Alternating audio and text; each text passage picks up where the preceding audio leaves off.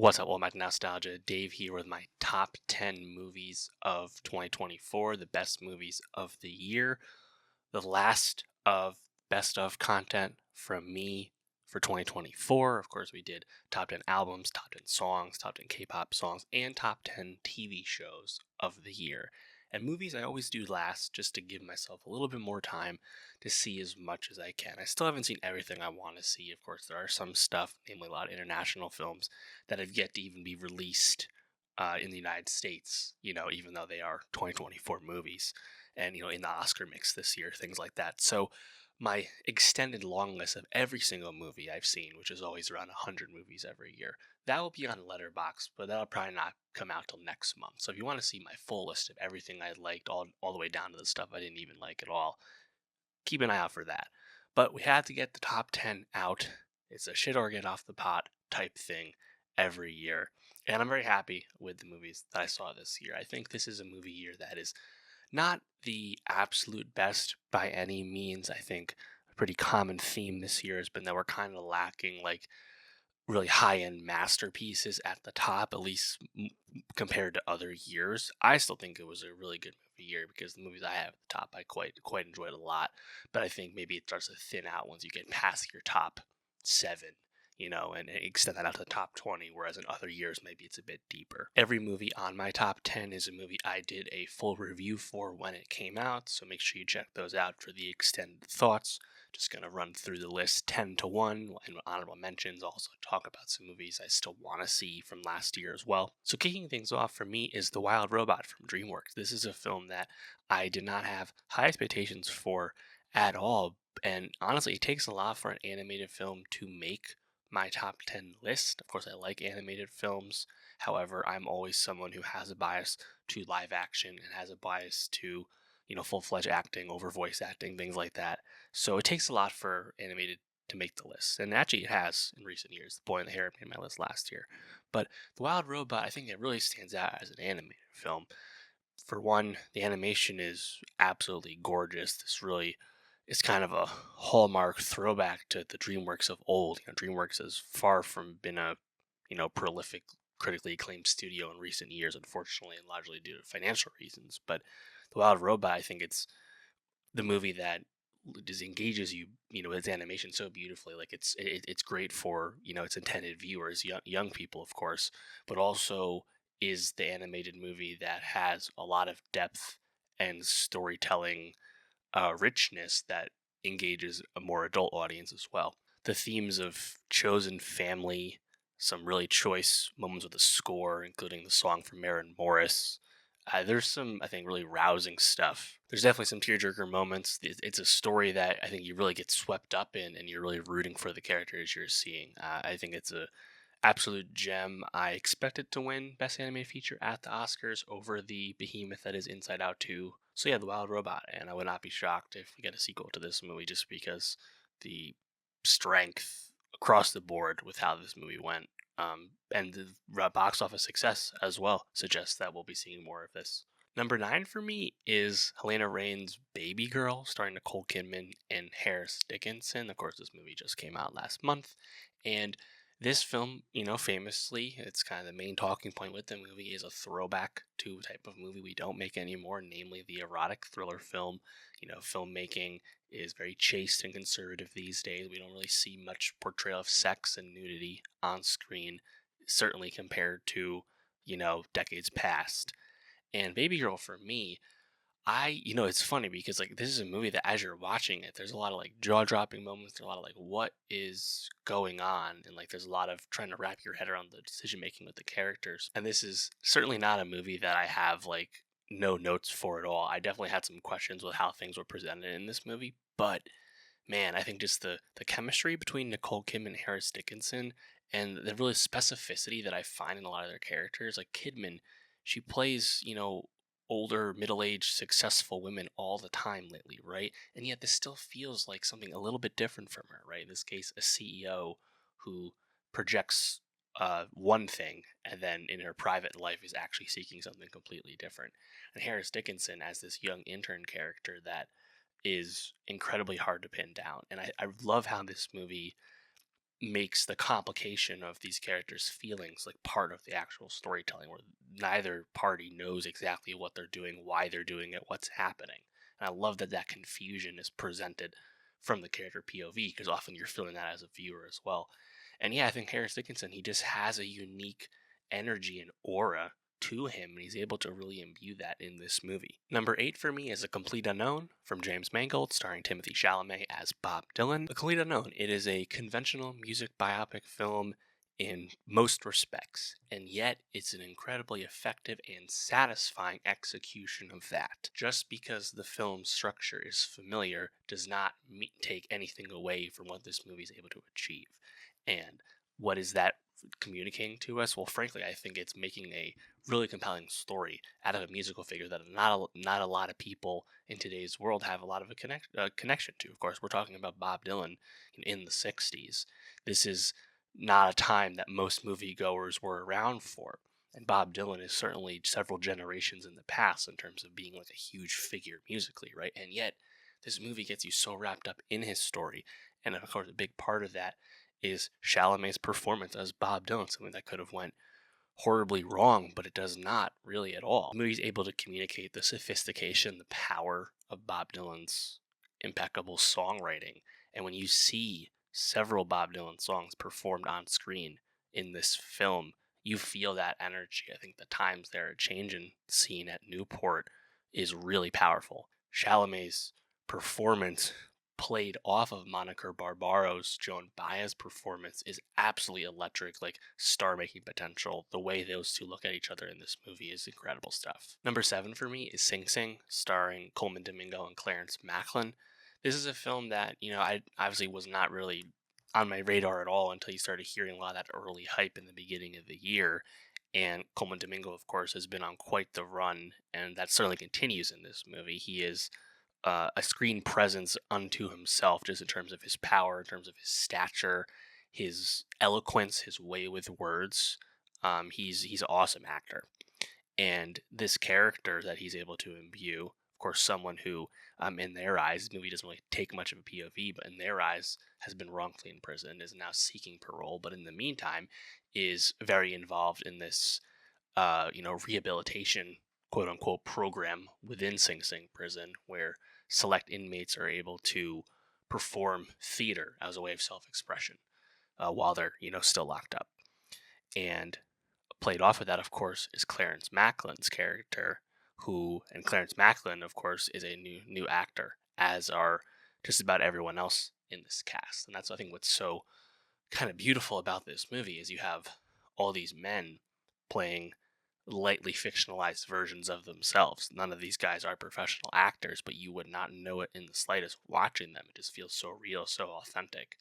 And this is just a movie about, I think, great acting, excellent writing at every turn, just a really powerful story, and it's executed on incredibly well. And I think it's awesome that you have like Coleman Domingo, who has a lot of juice these days, right?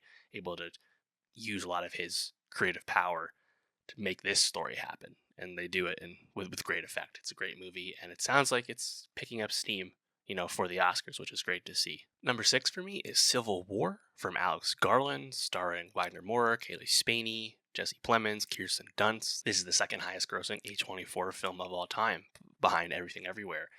And yeah, I mean, I've been a big Alex Garland fan. I think everything he does is, at minimum, worthy of consideration, worth watching, and a lot of his work is obviously impeccable stuff. Looking for the Ex Machina, been a big fan of his for some time. Ex Machina is on my top 10 films of the last decade. And Civil War, I think this movie, had some polarizing aspects to it, but a lot of that to me was completely off base because it was not the point of this movie at all. What I love most about Civil War is the ambiguity in its storytelling. It has no interest in telling you why this version of America has to send into civil war, why various parts of the country are aligned and against another, why is Nick Offerman's president character in process of being deposed by this rival faction. That plot detail, not important in this movie. This is a film that's more invested in, I think, the really murky gray of what its characters are doing within it. And journalistic ethics, in particular, I think really comes to surface with this. I think there's a really cinematic scene in like the beginning of Act Two, I want to say, where our characters are watching a like raid happen between the two sides. Where one side is killing the other, and what do you film? What do you see? Do you intervene? All those thoughts are in your head. Like, should I even be watching this unfold? Things like that, right? And Jesse Plemons, I mean, his, kind of iconic, instant classic, one scene role in this film, the line from the trailer, yeah, but what kind of American are you? Really incredibly effective stuff. And yeah, I mean, I think just from an action perspective, when you do see that action, that like pure conflict, that stuff's really good. The production is huge. It's the biggest movie Garland's ever made, obviously. The fact that Civil War doesn't have a conclusive statement to say, to me, is the point of this movie and why the movie is successful. That has not been the case for everyone who's seen it, but I really like the movie and I really responded to it. Number 5 for me is Nickel Boys from Ramel Ross, of course, adaptation of Colson Whitehead novel. And I think now we're in the top 5. This is like these are like objectively great pieces of work that we got last year. And with Nickel Boys, this is a movie that I was lucky enough to see early and I knew there was a lot of hype and anticipation. Of course, Colson Whitehead's work needs no introduction. I loved the adaptation of his Underground Railroad that we got from Barry Jenkins on Amazon in TV form a few years ago. That was absolutely insane, so good. So I was obviously anticipating anything else that of his would be adapted. And Nickel Boys, when I first saw it, after I saw it, I was a bit, I wasn't mixed on it, but I was a bit parsing of my thoughts. I wasn't quite sure what to take away from it. And once you really sit down and think about what you have seen, the brilliance, the impeccable craft of the movie really stands out. And the process of watching, you're like, wow, this movie is unlike just about anything else I've seen. I mean, Nickel Boys is shot entirely in first person point of view. And when it introduces its second character, the movie completely blossoms, and you get to see everything that you hadn't seen before, namely your first POV's character's reaction and appearance and things like that. And I just think like the technique in terms of how this movie is framed and goes about its story visually is done really well. It's not a gimmick at any point in time. And of course, the subject matter, unsurprisingly, Whitehead adaptation, really prescient, incredibly relevant to today. Of course, this movie set in the past down in Florida, and its subject matter I think is just really rich. And obviously, there's stuff that's hard to watch about this. The movie I think makes a point of shying away from like showing anything overtly super violent and depressing, which is certainly a change from how the Underground Railroad show was depicted, and even more so, impressive wise, the fact that Ramel Ross is a first-time feature film director. His previous work was a documentary. Then he actually got approached by, I think it was Plan B, to adapt this, novel, which I think really just speaks to his talent. He's someone who doesn't even seem necessarily like fixated on making more features in the future, but I think we definitely should root for that because there was just such clear, I think, storytelling choice and command on display with this. It's really unlike anything else I've seen this year. Number 4 for me is Anora from Sean Baker. Man, what can you say about this movie? This movie might win Best Picture, and I think the lead, Mikey Madison, is a lock for Best Actress. She's absolutely knockout the entire time in this movie. And Nora absolutely rips because it's both incredibly dramatic and serious and at times very dark and depressing in terms of what it says about class and society and what you can and can't do to improve your station in that system. And it also has just amazing humor, particularly in its second act. Some of the best line readings, just the funniest physical comedy. This movie basically has everything. By all respects, it's the biggest film Sean Baker's ever made, and it's kind of like a conclusion or like the final form of a lot of the ideas that he has put forth in his other movies. Most recently was Red Rocket, and before that, the Florida Project. Like he's been kind of operating in this area, namely people kind of living on the fringes of the system and just getting by and things like that.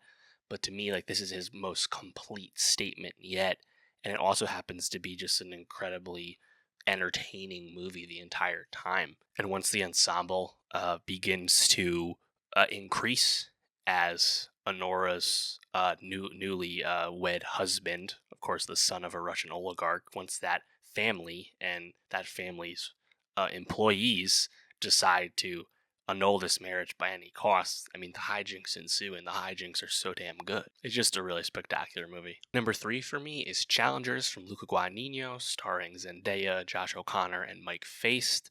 Man, I mean, this movie came out a while ago at this point. This came out at the beginning of the year in April, and was, of course, strike delayed, was supposed to come out, fall 23. As we know, as a result, Luca also released another movie later this year in Queer, of course. But Challengers, man, I think this is a movie that will have a reputation that never goes away. This movie was pretty successful, but not a massive hit. Um, but I think this movie culturally will always resonate. And it's on one hand an excellent sports movie, but also equally a movie that's not actually interested in the sports depicting. It's more interested about character dynamics and power, and also perhaps our greatest example of the evolution of the power of the musical score within a movie. The score from Trent Reznor and Atticus Ross is a central aspect of what's happening in Challengers, unlike basically any other movie's score in recent memory. The rhythm and the power and the point of view of Challengers would not exist without the strength of its instantly classic, iconic score. I also think this will probably go down as one of the great Zendaya roles. Of course, Tashi Duncan, to me, is so memorable work from her, someone who, this tennis prodigy whose career gets taken away due to injury, and then her lust for achieving that ultimate greatness, because she was the ultimate competitor. She does the only thing she can, which is find someone else to achieve that dream on her behalf. And thus, the love triangle at the core of this movie, I think, really compels. I think Josh O'Connor, in particular, showed us a lot with this movie. Definitely a different side than what he had previously given us on Netflix's The Crown. And the way he plays off Mike Faist, the way he plays off Zendaya, the push-pull of this movie, the rhythm of it, all the way up to the final shot and where that goes. The filmmaking that they use to simulate tennis shots going back and forth, even though it's not actually real. I mean, I loved everything about this movie. I think it's also probably one of the most rewatchable movies of the year. A true banger. And number 2 for me is Dune Part 2 from Denis Villeneuve, starring Timothée Chalamet, Zendaya, Florence Pugh, Javier Bardem, Rebecca Ferguson. The list goes on. The cast is amazing. How can I forget Austin Butler, obviously? Dune Part 2 is pure gas, and not just any gas. I'm talking pure kerosene, the most flammable fuel on this planet. Talk about leveling up with a sequel in every way humanly possible. That's what this movie does. The production design, the sound design, the score, which of course is really a continuation of the last score, the acting talent, the acting diversity, the bench of talent with the acting. Everything about this movie is just completely world class. And you're getting that in a franchise IP movie. And what this movie does is just puts to shame basically any other IP movie we get nowadays. Because this shows what can be achieved with that much care and attention paid to the craft. The movie, of course, shot on location, looks spectacular. You know what's really cool about Arrakis? The fact that they filmed it in Jordan. And it looks so cool. The scene where Paul Atreides rides Shai Hulud for the first time. I mean, seeing that scene in IMAX for the first time was unforgettable. Just such powerful stuff. What I also loved about this movie, and I think was one of the great choices with how Dune is being filmed, was the kind of increasing of prominence of the Chani character played by Zendaya. Because as a result, what do we get out of that? Oh, we get Timothée Chalamet and Zendaya playing off of each other. And when they sit next to each other on the dune and look at each other and then kiss and fall in love, and as the music swells, that is just pure movie star shit that you can't teach.